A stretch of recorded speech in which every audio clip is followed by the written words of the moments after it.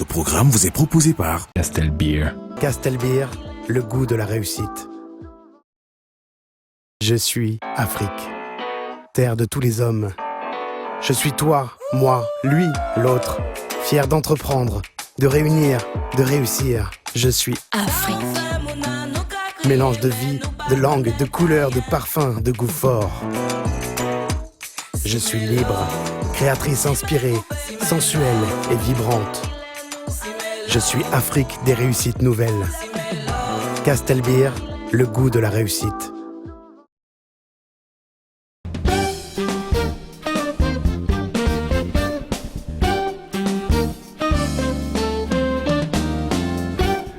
Pour construire une carrière couronnée de succès, il faut absolument croire en ses rêves, savoir saisir chacune des opportunités qui se présentent à vous et vous autodiscipliner pour rester focus sur vos objectifs. Des valeurs que nous vous invitons à travailler à travers cette édition du magazine Carrière qui met en scène une jeune Camerounaise dont l'ambition déborde dans le domaine de l'édition, mais aussi le portrait et le parcours inspirant de ce jeune Camerounais parti des hauts plateaux de l'Ouest pour les plus grands plateaux de la mode italienne. Enfin, à travers les conseils et astuces de notre coach en développement personnel qui vous dira très certainement ce que l'autodiscipline peut vous amener à réaliser dans votre carrière. Carrière, édition de ce mois de février que nous vous proposons de dérouler depuis le Salon international Promote sur les hauteurs du mont Ngolnyada. Bienvenue à tous, voici le sommaire que déroule pour nous Jocelyne Zo.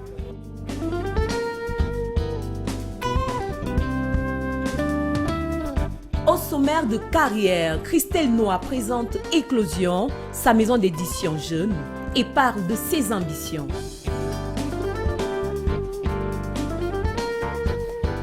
Dans la success story du mois, marcher dans les pas de l'afro-sartorialiste Fustel Njoko. Son parcours, les embûches rencontrées et ses ambitions dans un entretien portrait inédit.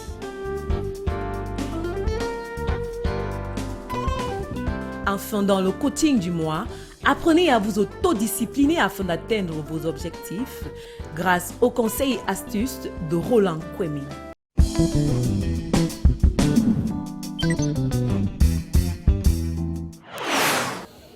À l'ère du tout numérique, la lecture fait partie des habitudes qu'ont perdues les Camerounais et même les Africains en général.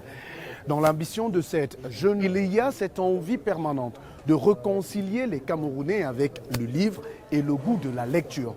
À travers son entreprise Éclosion qui en 5 ans a su s'imposer dans le domaine select de l'édition au Cameroun, elle réussit tant bien que mal à s'imposer et à faire du livre une nouvelle référence. Son nom, Christelle Noah. Je vous invite d'ailleurs à aller à sa découverte et à sa rencontre dans la rubrique Entreprendre de carrière.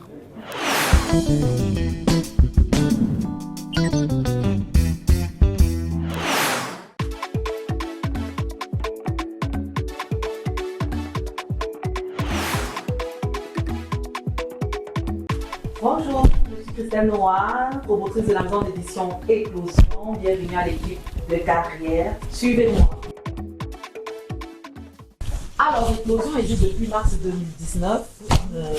Notre activité principale, c'est l'édition. Donc, nous sommes là pour promouvoir la littérature africaine. Nous sommes là pour encourager les jeunes Africains qui désirent faire connaître leurs projets ici à l'extérieur. C'est notre combat de tous les jours. Vous avez mademoiselle Wendy, qui fait partie du département éditorial. Bonjour mademoiselle Wendy. Bonjour. Mademoiselle José, qui est stagiaire en édition. Ici, nous avons nos techniciens qui ne sont pas là actuellement parce qu'ils sont en train de travailler sur un projet à l'extérieur. Lui, c'est monsieur Valère, le chargé de communication. L'infographe n'est pas là actuellement. C'est lui qui est chargé de faire tout ce qui est communication parce qu'il faut le signaler comme activité secondaire, Éclosion, et gère la communication de plusieurs entreprises.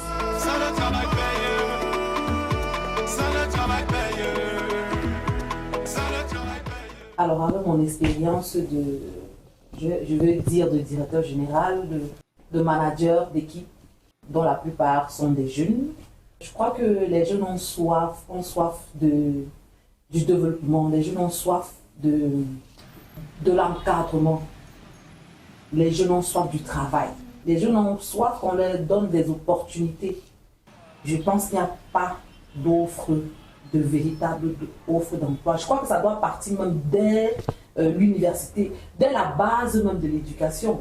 Dès la base de l'éducation, on doit prévoir les emplois pour les jeunes. Je ne vais pas tout rejeter, dire que non, il y a 100% c'est de la faute, je ne vais pas dire de nous, des aînés, je ne vais pas dire 100%, mais je pense qu'il y a des jeunes qui sont compétents, mais qui n'ont pas ces opportunités-là, comme je le dis. Comme il y a des jeunes aussi tu le prends dans l'entreprise et ils ne te donnent pas le rendement. Parce que je disais encore à mon équipe, les gens veulent aller rapidement. Tu prends quelqu'un, lui, il regarde d'abord l'argent, c'est là, il va te demander que je vais avoir combien. Mais il ne s'intéresse même pas d'abord au travail que tu lui demandes. Je pense que dans ce sens-là, notre jeunesse devrait revoir aussi ça. Parce que nous, en tant que chef d'entreprise, s'il n'y a pas performance, s'il n'y a pas compétence, on ne peut pas vous garder. Pourquoi tu passes tout ton temps à te plaindre? Pourquoi tu ne veux pas rester? Christelle Noah, c'est une jeune femme qui termine ses études à l'ESTIC en 2012. En 2012, quand je termine, je commence comme stagiaire dans une entreprise, une maison d'édition de la place que je ne vais pas citer. Et quand j'arrive, je me vois éditrice parce que j'ai fait édition. Je me vois éditrice dans un bureau climatisé et tout. L'entreprise en ce moment avait des difficultés. Et puis on ne pouvait pas garder tout le monde. Mais le directeur général de l'époque voit en moi la capacité de parler avec les gens, la capacité de discuter avec les gens. Il m'appelle un jour dans son bureau, il me dit: Christelle, tiens, on n'a plus de place pour les éditeurs, mais je vois que tu peux vendre. Est-ce que tu veux rester dans l'entreprise et commencer à vendre les livres ou alors tu pars? Et vendre les livres, je vous dis pas, c'est pas la grande vendeuse commerciale, directeur de commercial assise dans un bureau, hein, c'est vendre les livres en route dans un sac. Donc tu arrives le matin, tu prends tes livres dans le sac, tu te mets à marcher pour vendre les livres. J'ai vendu les livres en route pendant près de 3 ans. Mais tellement je le faisais avec passion. Parce que ce que je me dis, quand tu as quelque chose à faire, fais-le bien. Et on va te remarquer dans là. Je vous dis, en vendant ces livres-là, j'ai rencontré des personnalités. Des personnalités. Et la personne qui lève en moi cet esprit d'entrepreneuriat, je le cite, c'est vrai qu'il est mort aujourd'hui. Je le cite, M. René Poissy, un Ivoirien, qui était directeur de l'économie à l'époque. Ils avaient conférence au Palais des Congrès. Et je vois un monsieur qui vient. Moi, j'ai dit à mon directeur, il y a conférence. J'ai pris mes livres sur la tête, sur le carton. Je suis arrivé au Palais des Congrès. J'ai commencé à installer la table et tout et tout. Et je vois un monsieur qui vient avec les gars du corps. Je dis, tiens, il faut que le monsieur s'y achète les livres. Je parle avec les gars du corps m'ont repoussé tellement je faisais la force. Le monsieur dit, non, appelez-moi cette dame. Madame, je vois en vous l'engagement. Ce que vous venez de faire, ça m'a marqué. Donc, cherchez à me prenez tous les livres que vous avez venus avec. Il a acheté tous les livres. Il m'a dit, j'organise chaque année à Johannesburg une conférence sur l'entrepreneuriat africain. Et je vous invite. Ce monsieur a envoyé l'invitation et tout. Je suis allée à la conférence. Et à la conférence, il m'a dit, Christelle, quand tu rentres, essaye d'ouvrir l'entreprise. Tu vas réussir. Parce que j'ai vu quelqu'un porter les livres des autres personnes qui n'étaient même pas tes livres. Tu pouvais mourir pour ça. Qui ne c'était même pas ton entreprise. Quand tu vas rentrer, ouvre ton entreprise. Quand je reviens, je pose ma démission et je crée Éclosion. Et aujourd'hui, Éclosion a près de 6 ou 7 employés.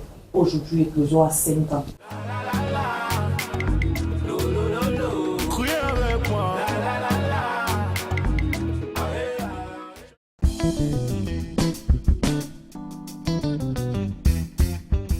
L'expérience Éclosion, c'est une très belle expérience, avec beaucoup de difficultés, bien sûr, jusqu'à présent, parce que 5 ans, moi, je dis toujours à mes équipes, travaillons aujourd'hui comme si on n'a jamais travaillé.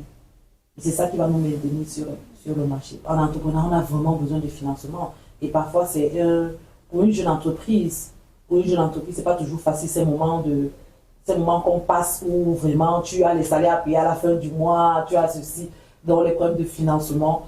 Et puis, vous avoir des projets et puis vous ne trouvez pas des personnes qui vous accompagnent, des personnes qui accompagnent le projet. C'est une des difficultés. Je crois que jusqu'ici, nous sommes en train de se battre pour avoir les bonnes personnes qui accompagnent. Et je remercie déjà tous ceux qui accompagnent. Et puis, le management d'équipe aussi. Parce que vous pouvez avoir la plus belle équipe du monde, mais vous managez des personnes. Vous managez plusieurs, qu'est-ce que je veux dire, plusieurs personnalités. Et parfois, c'est pas évident, surtout quand on a une femme.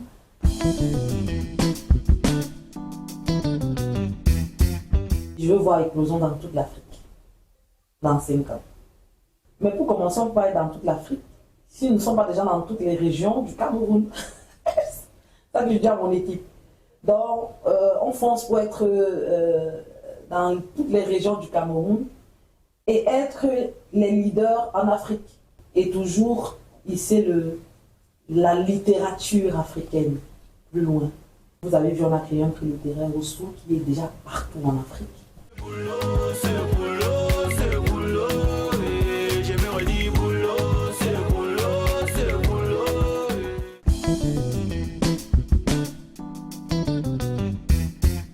Jeunesse camerounaise, c'est possible, c'est très possible. Croyez en vous, soyez disciplinés, ayez de la résilience. Et je sais que demain, nous aurons une jeunesse forte dans le monde.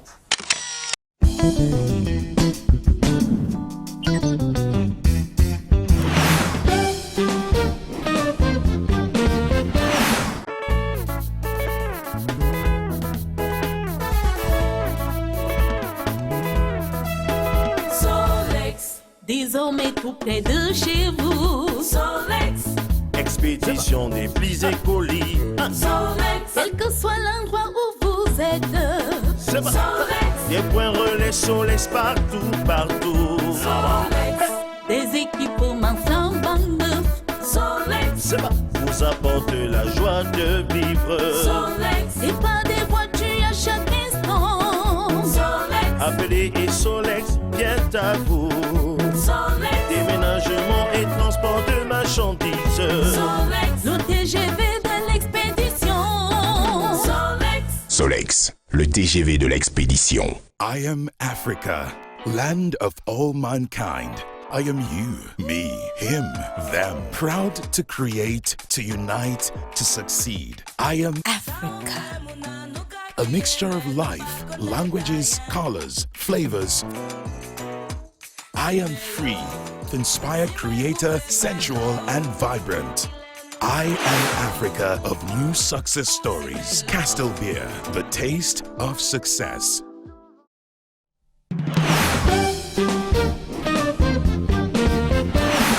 Dans la ville de Milan en Italie, où il est installé depuis une dizaine d'années déjà, les collections capsules qu'il a signées auprès des plus grands créateurs de mode italienne en ont fait une véritable référence.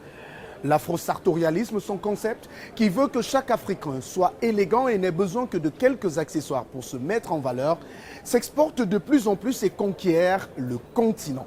Defustel Njoko, avant de devenir une véritable icône de la mode, aura tour à tour été chauffeur de taxi, vendeur à la sauvette, plongeur dans un restaurant et même gérant d'un cybercafé du côté de la Belgique. Son parcours atypique des hauts plateaux de l'Ouest à Bahamas jusqu'au plus grand plateau de mode italienne est à retrouver dans cet entretien portrait inédit qu'il nous a accordé au cours d'un séjour ici même à Yaoundé, la capitale du Cameroun. Defustel Njoko est la success story du mois de carrière.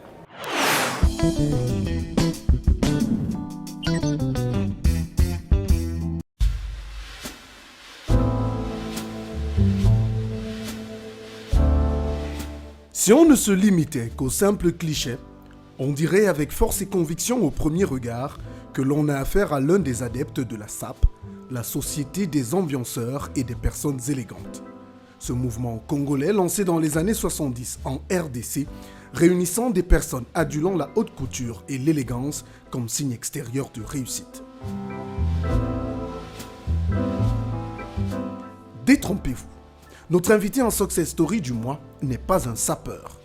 Bien que sa mise toujours soignée et les photos légendées avec des vêtements de grandes marques issus des catalogues des plus grands couturiers italiens disent le contraire, il se définit lui comme un afro-sartorialiste. Un terme très complexe qui résume en lui-même la personnalité et le parcours unique de cet homme qui est parti de son Baham natal pour se construire contre vents et marées une carrière couronnée de succès dans le domaine très sélect du glamour et de la mode italienne.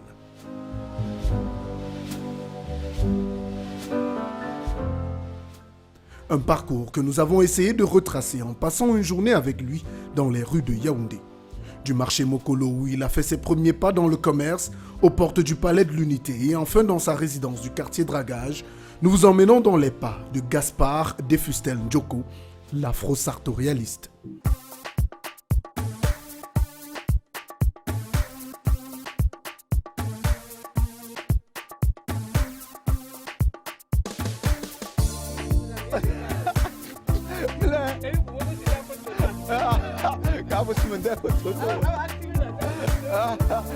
Ça alors, quelle belle surprise. Notre journée commence par une accolade plus que chaleureuse pour marquer des retrouvailles uniques. Nous sommes au lieu-dit Sapeur Mokolo et Defustel Njoko, notre invité et guide, vient de revoir, après plus de 15 ans, une ancienne voisine de son frère aîné au quartier Oyoma-Bank. Un moment d'émotion où le designer replonge dans un passé pas si lointain qui a contribué à forger sa réussite. J'habitais au Oyoma-Bank, chez mon frère aîné, chez mon feu frère aîné, le professeur Félix Tienche, et c'est notre voisine de Oyoma-Bank, donc une de mes mamans en fait. Et ça fait peut-être 15 ans qu'on ne s'est pas vu. Donc là, c'est vraiment une surprise et je lui raconte un peu ce pourquoi on est là et tout ça. Et elle sait très bien comment ça a commencé. Et elle est agréablement surprise également de me voir là, donc c'était carrément inattendu. Nous tous on fait là le nyama. Personne ne yamo le ngeme. Fini les retrouvailles. Il est temps pour Defustel de nous conduire sur les traces de son passé de vendeur à la sauvette au marché Mokolo. Ici, pendant 3 ans, entre 1996 et mai 2000, le jeune Gaspard Defustel est un sauveteur comme un autre. Dans son pouce-pouce, un vrai bric-à-brac.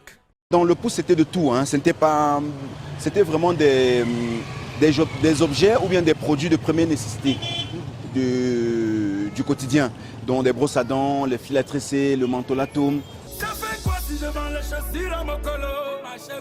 Tant que je nourris ma famille, ça va. Pour se lancer dans cette activité, Defustel a bénéficié de l'apport de ses frères aînés qui ont constitué le capital de départ. Le professeur Félix Tienche, son frère aîné chez qui il vit à l'époque, lui offre le pouce.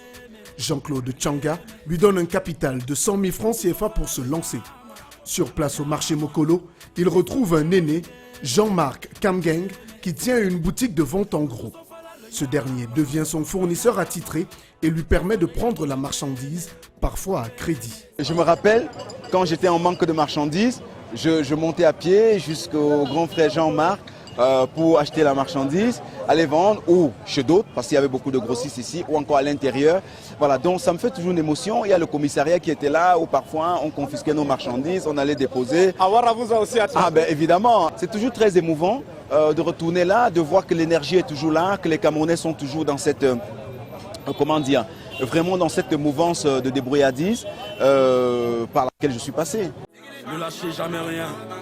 J'ai traversé tellement de moments difficiles dans ma vie. Aujourd'hui, je suis là et je me battrai toujours. Détour dans le marché. Defustel retrouve un des aînés qu'il a vu débuter. Un autre moment riche en émotions avec au menu des souvenirs des merveilleux moments passés dans le marché. Au menu, un retour sur le début des actions philanthropiques de Defustel. C'est avec le concours de Sentimental, chez qui il récupérait les cahiers invendus après la saison de la rentrée scolaire, que ce dernier a commencé ses actions pour le bénéfice de l'école primaire de son village. Des œuvres sociales dont on parlera un peu plus tard dans ce portrait.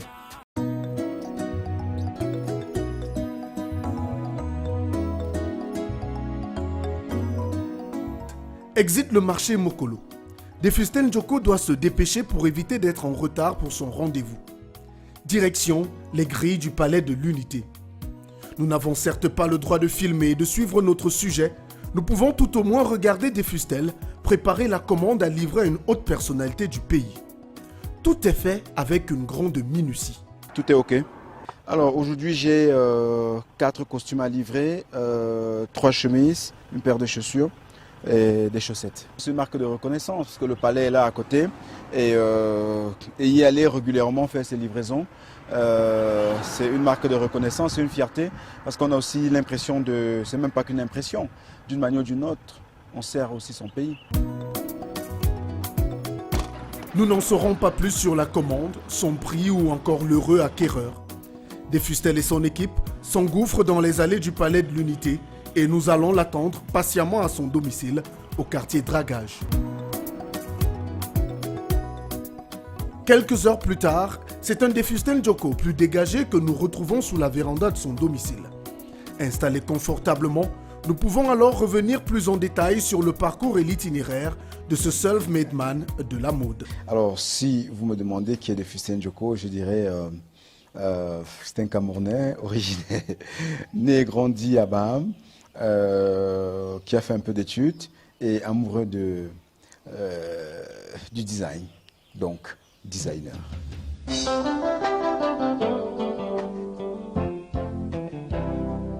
Retour dans l'enfance, un moment chargé d'anecdotes pour ce fils de Baham. C'est dans cette bourgade, chef-lieu du département des Hauts-Plateaux dans la région de l'Ouest, que se déroule cette partie de sa vie. Dans l'enfance Defustel, c'est ce petit garçon quand même un peu complexé, très complexé même. C'est ce petit garçon pas très, en tout cas à qui on faisait peut-être comprendre d'une façon ou d'une autre et qui n'était pas très fut-fut, pas très futé. C'est ce petit garçon qui avait des rêves, voilà, de sortir mentalement de son environnement. J'étais tellement passionné de découvrir le monde et je n'avais la seule possibilité que j'avais de le faire, c'était de lire, c'était d'essayer en tout cas, d'élargir ma culture générale, que je me voyais et je me rêvais en professeur d'histoire-géographie dans un futur.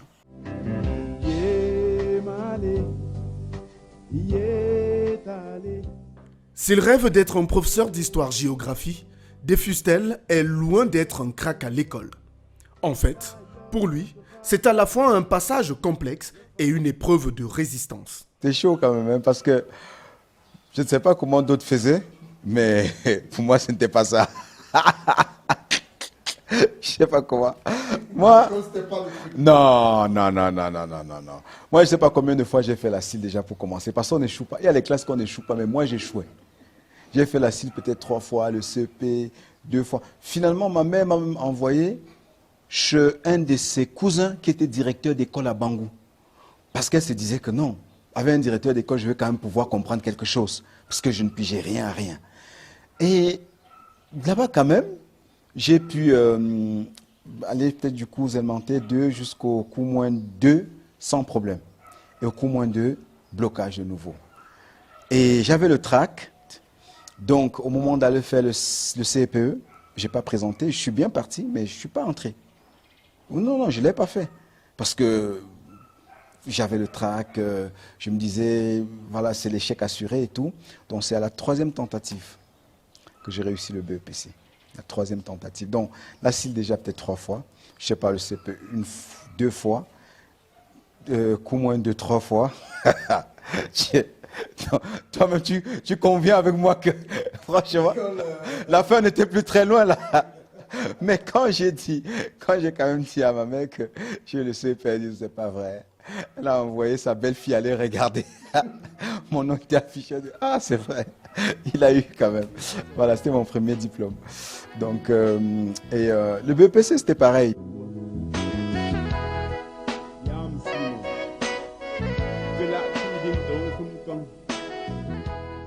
S'il a du mal à s'en sortir avec les cours, il est pourtant loin d'être un idiot.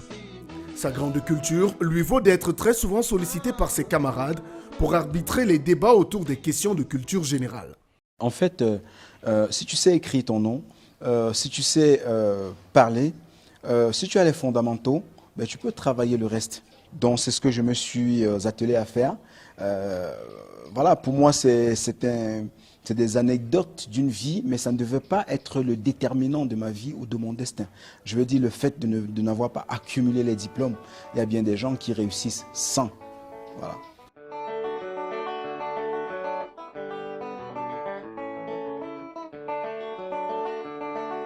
Côté famille, il a des frères aînés qui ont joué un rôle important dans son parcours. Defustel doit également une fière chandelle à sa maman. Vous allez m'excuser de ne parler que de ma mère, qui était ma mère et mon père en même temps. Donc, ma mère était une femme combative, très travailleuse, avec beaucoup de principes, qu'elle m'a inculqué à moi, non seulement de transmission, mais de générosité. Donc pour elle, il fallait considérer le fait de donner comme un privilège, d'ailleurs. On n'en avait pas, hein, mais voilà, c'était quand même des valeurs qu'elle tenait du moins à nous transmettre. Et c'était une femme qui avait énormément de principes. C'est pour ça qu'à un moment donné même de mon parcours, nos relations étaient assez froides parce qu'elle me voyait comme quelqu'un de pas assez travailleur à son goût, en tout cas dans la direction qu'elle voulait. Elle était très exigeante. Elle était très exigeante. Je crois que son degré d'exigence était largement au-dessus de ce que moi je pouvais donner. Voilà, donc c'est cette femme-là, investie, travailleuse, très soucieuse de ce qu'on ait tous les jours dans notre assiette quelque chose.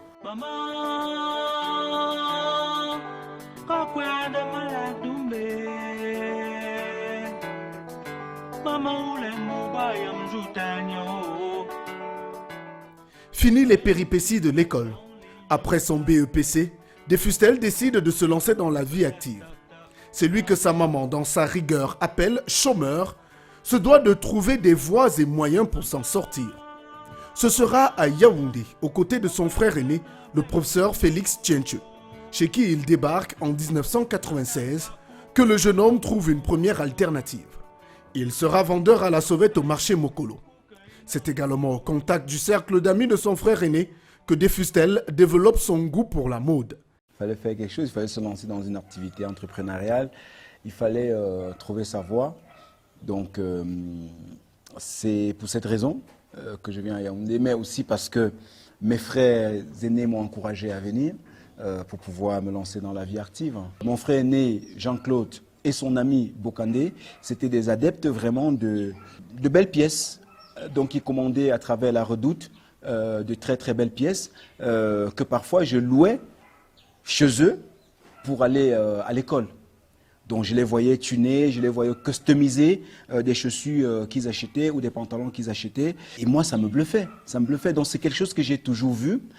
Mais je ne pouvais me contenter que des pièces de seconde main ou de deuxième ou de troisième main sur les marchés. Et donc c'est donc comme ça que je chinais aussi des belles pièces et tout. Mais l'exemple m'est venu de ces deux personnes que j'ai toujours vues autour de moi et que j'ai toujours suivies avec beaucoup d'attention. Je vais à Yaoundé, Yaoundé la capitale. 3 ans, c'est le temps que dure l'aventure de vendeur à la sauvette. Alors que son activité est en chute libre et qu'il tend de plus en plus vers la banqueroute, l'idée du voyage vers l'Europe est évoquée et mise en application par ses frères. L'idée de voyager, c'est toujours mes frères. Il faut le dire. Honnêtement, ce n'est pas moi. C'est Jean-Claude Tchangan, Clément Noumechi et un autre grand frère qui s'appelle Bokandé. C'est les trois qui décident en tout cas, qui travaillent sur le projet de voyage. Parce que mon activité commerciale, à un moment donné, a pris du plomb dans l'aile. Donc, de nouveau, j'étais peut-être parti pour, je ne sais pas moi, soit vivoter, soit... En tout cas, il y avait un peu de nuages à l'horizon, qui pointait à l'horizon de mon côté. Par la mi-fille et de Banjun à Bafia, je vais chercher là-bas une vie meilleure. Juillet 2000. 2 mois après avoir arrêté au marché, Defustel Njoko débarque en Belgique. Le début d'une aventure qui va le conduire vers les sommets du monde de la haute couture italienne. Mais pas tout de suite. Il doit d'abord trouver le moyen de s'en sortir. Quand j'arrive en Belgique, D'abord, moi j'assistais un Pakistanais dans son propre cyber. Quand je dis assister, c'est-à-dire que comme il ne parlait pas très bien français, et nous Camerounais on sait ce que c'est le continent, hein, que tu aies fait les études ou pas, on sait se débrouiller. Donc moi, je lisais ses courriers, j'interprétais ses courriers officiels, administratifs, etc., etc. Et c'était assez récurrent, vraiment. Et un jour, je lui ai demandé, est-ce que je pourrais travailler chez lui? Et 1 mois ou 2 mois après, il m'a pris comme gérant de son cybercafé. Et moi, j'étais tellement cool avec tous les clients que j'incarnais en quelque sorte son business. Mes copains qui venaient me demander, des amis que j'avais connus qui venaient me demander combien je touchais par jour, je ne leur donnais pas le vrai montant que je touchais par jour parce que je touchais quelque chose comme 1,33 € par jour. Non, de l'heure, 1,33 € de l'heure. En sachant que le salaire moyen est de quelque chose comme 8 ou 9 € de l'heure. Je touchais 1,33 € de l'heure. Mais je leur disais que je touche 8 ou 9 € parce que je ne voulais pas être découragé. Car mon objectif, c'était d'apprendre le business. Mon objectif, c'était de comprendre comment le business fonctionne pour pouvoir lancer le mien. 2 ans plus tard, 300 ou 400 mètres plus loin, j'ai ouvert mon propre cyber. Et comme j'avais personnalisé tous les clients, j'avais un rapport particulier avec tous mes clients, ils se sont juste déversés chez moi comme un essaim d'abeilles. C'est vrai que par après, j'ai eu des problèmes avec mon ex-patron parce que son business ne fonctionnait plus au profit du mien. Et je l'ai tenu pendant à peu près 7 ans.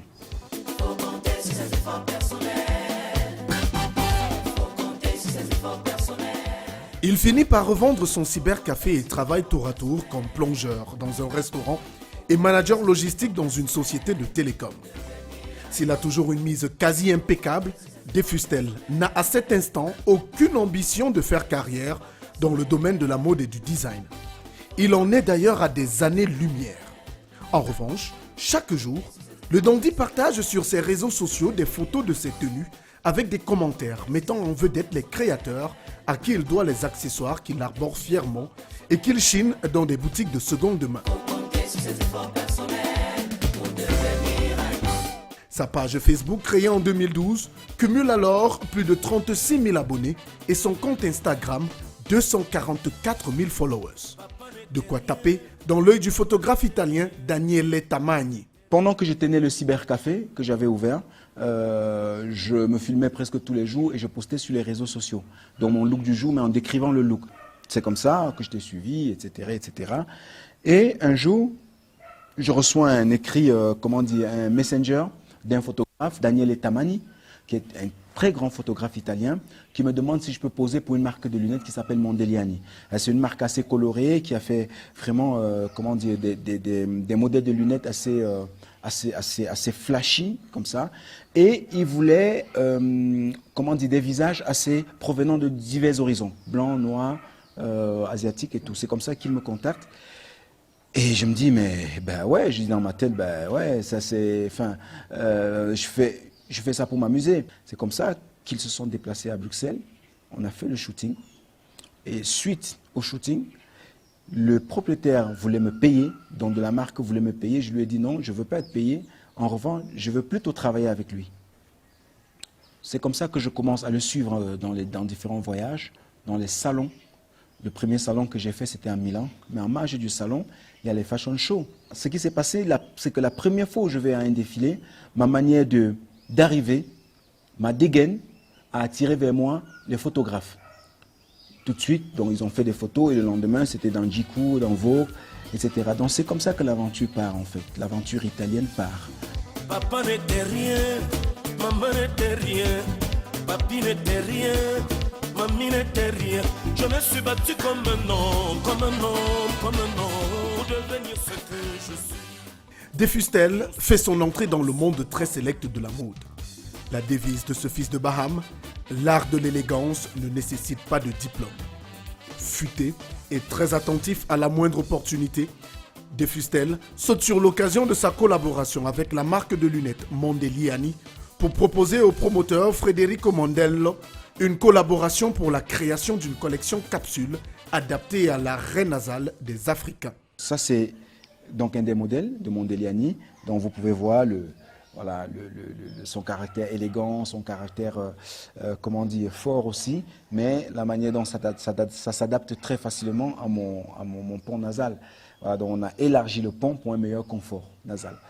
Donc c'est donc comme ça qu'on a travaillé ce modèle-là. Mais ce qui s'est passé, en réalité, c'est que quand les magazines commencent à venir vers moi, je reçois un appel de Roberto Botticelli, qui est un chausseur majeur en Italie, pour incarner la collection Homme. Mais quand j'arrive, M. Roberto lui-même, il me dit, mais tu ne vas pas faire que incarner, tu ne vas pas seulement incarner, tu vas créer des collections capsules de Fustel by Mondeliani. Et quand j'ai fait ça, la première collection capsule, il y a eu une presse D, donc la presse était là, Milano Finanza, Corriere della Sera, premier quotidien italien, etc., etc., pour découvrir la collection et pour que je la défende, cette collection.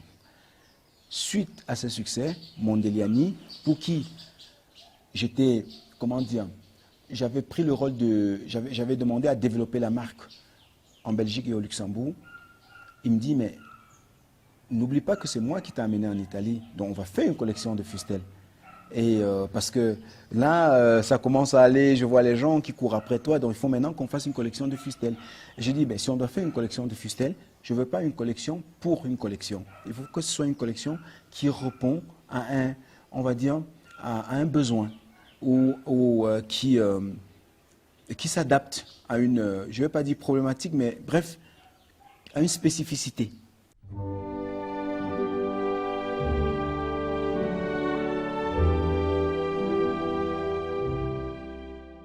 Il commence alors à écumer les showrooms à Milan en Italie et participe à la semaine de la mode à Paris tout en étendant progressivement son réseau. Travailleur et surtout très à l'affût des belles opportunités à saisir, il collabore avec plusieurs marques et devient créateur de plusieurs capsules. Le chausseur italien Roberto Botticelli, les accessoires pour hommes Minardi, les bijoux Quinto Ego, à chaque fois, De Fustel apporte sa touche unique à ses créations. Son influence est telle qu'il devient une véritable égérie de la mode italienne. En 2016, l'un des suppléments mode de l'édition milanaise du quotidien Corriere della Sera lui consacre sa une. Mieux encore, en juin 2017, il fait la couverture de l'édition italienne du magazine The Players. Pendant que je créais des collections capsules, j'étais égérie de beaucoup de marques.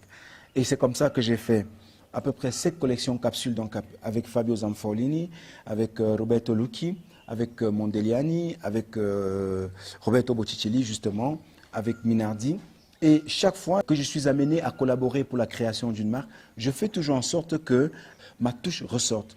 Donc par exemple, si je dois faire des chapeaux, ben, je vais faire, alors la dernière collection de chapeaux que j'ai fait pour Roberto Lucchi, c'était avec des perles du Kenya. Donc j'étais en voyage au Kenya et j'ai ramené des perles. Donc le chapeau était cerclé de perles kenyan. Mais c'était très beau. Avec Quinto Ego, les bijoux, nous nous sommes inspirés des masques Bamoun et des hiéroglyphes du Zimbabwe. Voilà. Mais pour moi, il faut qu'il y ait de l'africanité dedans, mais ça doit rester sobre, élégant et épuré.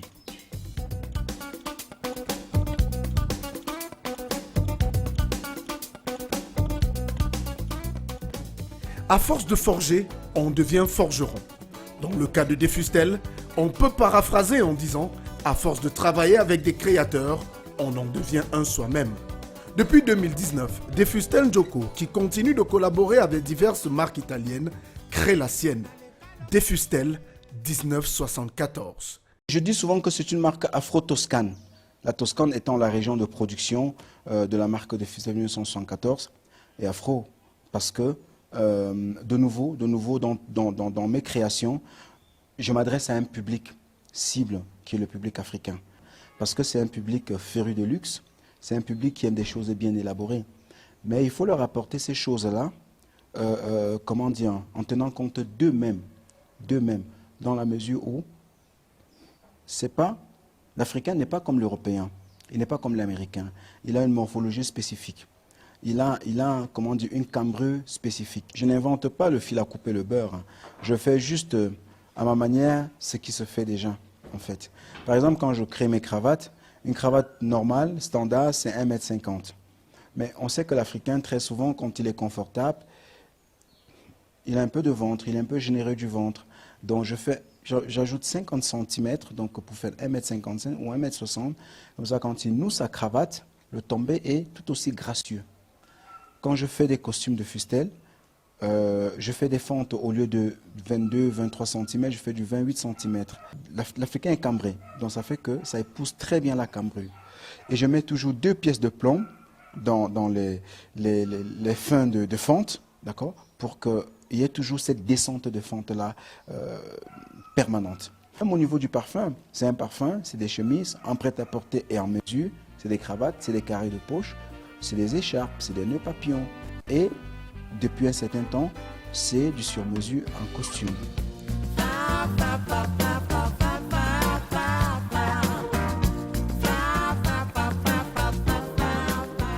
Pour développer sa marque, le designer pense grand. Depuis quelques mois, le projet de mise en place d'un showroom privé à Abidjan dans la capitale ivoirienne a vu le jour. Un projet que le créateur a matérialisé à travers l'organisation pendant la CAN de plusieurs jours de tailoring privé durant lesquels il a reçu des stars du petit et du grand écran, sans compter les personnalités de tous bords venues expérimenter la haute couture selon Desfustelles. Et s'il a choisi Abidjan pour abriter la maison Desfustelles, ce n'est pas de façon anodine. J'y ai beaucoup de clients. Donc, l'écosystème était, sur le plan du business, très très favorable à ce choix-là. Mais aussi, il faut dire que la réalité, c'est aussi que l'environnement juridique est quand même beaucoup plus lisible pour quelqu'un qui a envie d'investir en Côte d'Ivoire. Je ne veux pas dire que c'est l'idéal, mais c'est plus lisible que l'environnement juridique au niveau du Cameroun. Il y a des études qui ont montré, des études, c'est même pas fait par des gens du milieu de la mode, c'est fait vraiment par des économistes de la Banque africaine de développement, qui disent que si la mode était financée et soutenue, en tout cas le secteur du luxe dans sa globalité financé et soutenu, il serait le 3e secteur pourvoyeur de croissance, d'emploi et de richesse en Afrique. Le 3e. Mais ce secteur-là n'est pas du tout regardé. Ceux qui font la mode sont vus comme des originaux, sont vus comme des gens qui perdent leur temps ou qui ont échoué. Pourtant, la vie n'est que mode. On s'habille tous les jours, on a des nouveaux téléphones, on a des belles montres, on a des chaussures, la vie n'est que mode et design.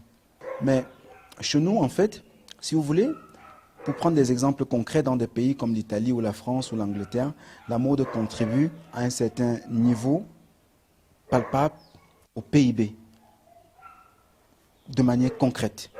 La mode, c'est des dizaines de milliers d'emplois. La mode, c'est un écosystème tellement puissant. Quand vous prenez le CAC 40 en France, le quart de la capitalisation vient du secteur du luxe et de la mode. Hermès, LVMH, capitalisé à 450 milliards d'euros. LVMH, le groupe Kering, L'Oréal. À ces 4 groupes-là, ils forment le quart de la capitalisation du CAC 40. En Italie, c'est presque pareil. Donc la mode, c'est un vecteur de développement, de croissance et de richesse. Mais ça reste, vu comme de la distraction sur le continent africain. Donc, moi, j'essaye en fait, avec mes partenaires, avec mes collègues, de mobiliser des fonds pour pouvoir matérialiser quelque chose qui va être une adresse de destination dans la villa de Fustelles, qui va être un lieu où l'homme viendra, pas nécessairement s'habiller, mais viendra vivre une expérience. Parce que c'est une villa, il y aura des endroits où les gens viendront juste se poser pour fumer un cigare, pour boire un verre, etc. etc. Donc une adresse de destination et c'est un espace pour l'homme moderne.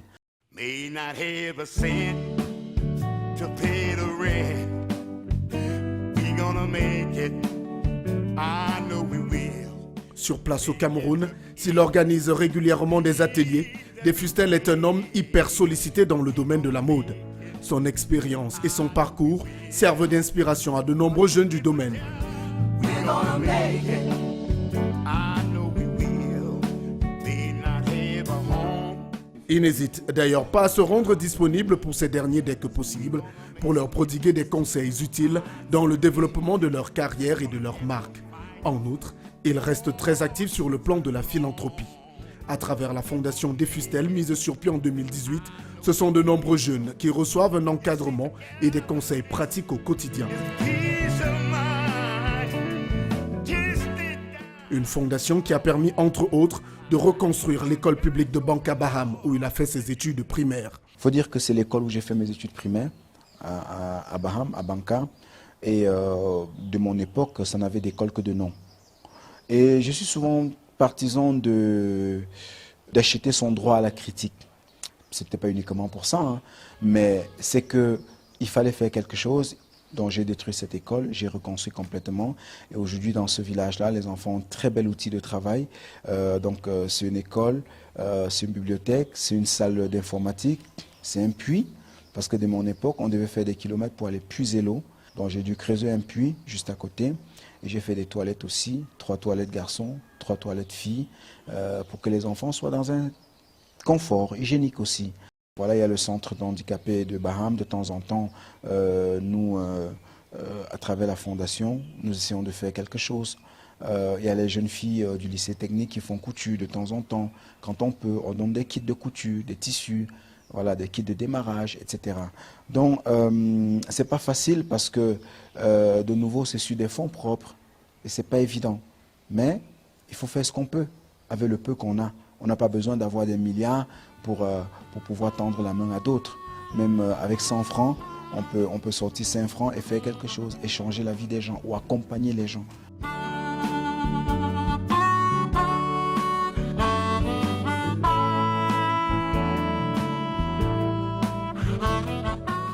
Un plan que le presque cinquantenaire applique à la lettre tout en respectant ses principes de vie. C'est surtout un plan qui entre dans la philosophie du sartorialisme qu'il promeut. Lui qui refuse la casquette de dandy ou de sapeur. Quand on parle de pop, quand on parle de culture musicale de manière générale, pop musique, c'est musique populaire, c'est des concepts inspirés de la culture noire. D'accord, parce que ça part du négro spiritual jusqu'au blues, jusqu'au jazz, jusqu'au funk, jusqu'au disco. Voilà, toutes ces cultures-là, ça découle de la culture noire. Mais à un moment donné, je veux dire, les médias mainstream ont, à mon avis, se sont appropriés le concept de pop musique ou même de rock and roll parce que c'était vendeur, plus vendeur qu'on dise que ça a été peut-être que l'apanage ou bien que ça venait de la culture blanche. Alors, ils ont créé d'autres courants venant directement du continent, comme l'afro-pop, l'afro-jazz, l'afrobeat, etc. Et je me suis dit, ok, parlant d'élégance, on va penser à un concept qui vient du continent, qu'on va appeler afro-sartorialisme, qui veut dire la vision, enfin, qui explique la vision africaine de l'élégance. Parce que nous, généralement, en tant qu'Africains, je dis toujours que nous sommes nés élégants. Parce que l'élégance, n'étant pas le vêtement, mais étant un état d'esprit mais intérieur, dont le vêtement n'est vraiment que l'aspect visible. Donc c'est ce que j'appelle l'afro-sartorialisme. Voilà, la vision de l'élégance africaine qui respecte nos us, nos coutumes, dont le vêtement n'est qu'une partie visible en fait, mais une infime partie.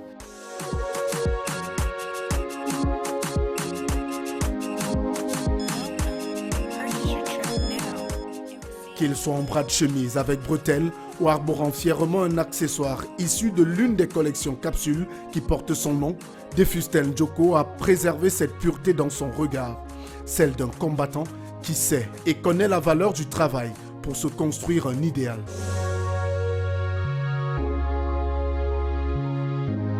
Simple et avenant, son caractère enjoué en fait incontestablement un compagnon de choix avec qui passer une journée peut se transformer en une véritable partie de plaisir. Reste plus qu'à voir où le mèneront ses rêves et jusqu'où seront portées ses créations.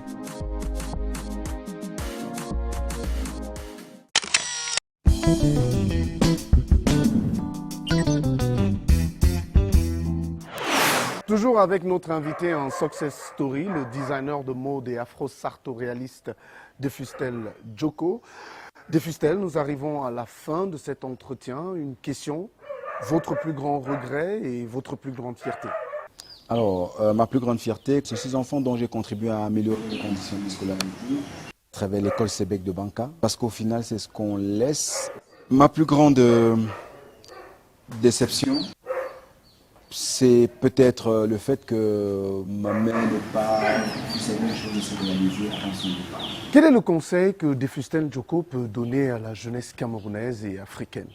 Je leur dirais simplement de croire en eux, de ne jamais baisser les bras et de ne pas se dire que la provenance, d'accord, le milieu social, le fait de ne pas avoir de relations, le fait de n'avoir pas fait d'études est indéterminant pour notre destin.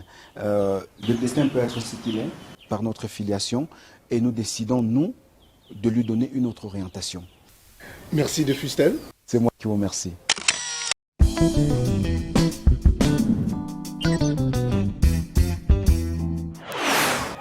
Une fois que vous avez cru en vos rêves et que vous avez pu saisir toutes les opportunités qui se sont présentées à vous, il vous reste une dernière valeur à cultiver pour atteindre le succès, celle de l'autodiscipline.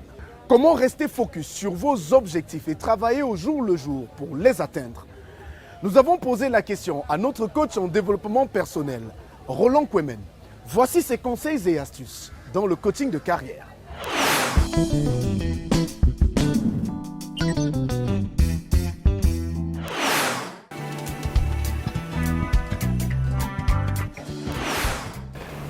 Chers leaders, salut, je suis Roland Kwemen, coach et formateur en leadership, fondateur du cabinet Go Ahead Africa. Bienvenue à cette session de coaching.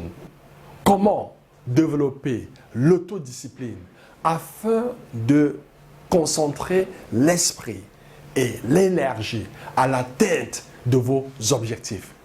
Quand on parle d'objectifs, de façon triviale, c'est la différence entre là où vous vous situez actuellement et là où vous souhaiterez être dans un avenir très proche. Cette différence peut être définie comme l'objectif, le chemin à parcourir. L'autodiscipline renvoie à un ensemble de règles que l'on s'applique à soi-même. Elle se distingue de la discipline scolaire ou militaire par l'absence de contraintes ou d'aide d'un ou plusieurs tiers. Avec une bonne dose d'autodiscipline, beaucoup de choses deviennent possibles. Que faites-vous pour booster davantage votre autodiscipline malgré les nombreuses distractions? Voici à présent 9 conseils pour améliorer votre autodiscipline. En 1, il est important de considérer l'autodiscipline comme un muscle. Plus vous l'exercez, plus il se renforce et il se développe. En 2, il faut pratiquer la méditation et de façon quotidienne. En 3, faites du sport régulièrement. En 4, rappelez-vous pourquoi vous devez vous autodiscipliner. Et en 5, utilisez le renforcement positif versus le renforcement négatif. Et en 6, ayez une très bonne hygiène de vie. En 7, intégrez l'autodiscipline à votre identité personnelle. En 8, optimisez votre environnement en créant un qui vous pousse à faire de très bons choix. Et enfin, en 9, accordez-vous de la flexibilité car vous êtes un simple humain et que tout humain est imparfait. Avec peu de discipline, vous faites peu de choses. Avec beaucoup de discipline, vous faites beaucoup de choses. Et avec une discipline inarrêtable, tout devient possible. Chers leaders, nous sommes arrivés au thème de notre session. Je voudrais à présent partager ce proverbe africain avec vous. Celui qui n'écoute pas les conseils pourra un jour se présenter au marché avec de la merde sur son vêtement. À titre de rappel, les leaders d'impact sont des apprenants. S'ils cessent d'apprendre, ils cessent de performer. Pas de performance, pas de progrès. Madame, Messieurs, c'est ici que s'achève cette édition du magazine Carrière que nous avons pris plaisir à dérouler depuis les allées du 9e Salon international de l'entreprise Promote. Un merci particulier à toute l'équipe technique dirigée sur ce plateau par Alain Gobert-Kwam, notre réalisateur. Carrière revient dans un mois avec le même plaisir et un contenu toujours plus riche et plus alléchant pour vous permettre de construire votre carrière vers le succès. D'ici là, bonsoir.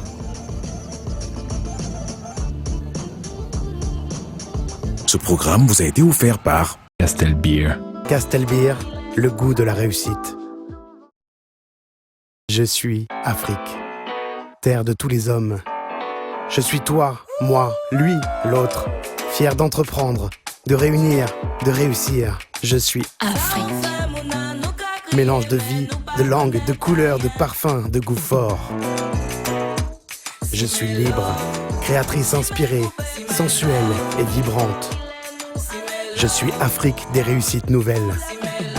Castelbeer, le goût de la réussite.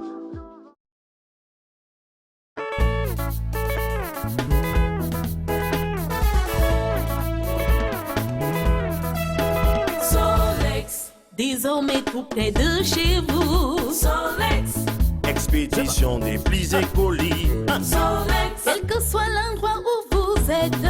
C'est bon. Solex, Des points relais Solex partout, partout. Solex, des équipements flambant neufs. Solex, C'est bon.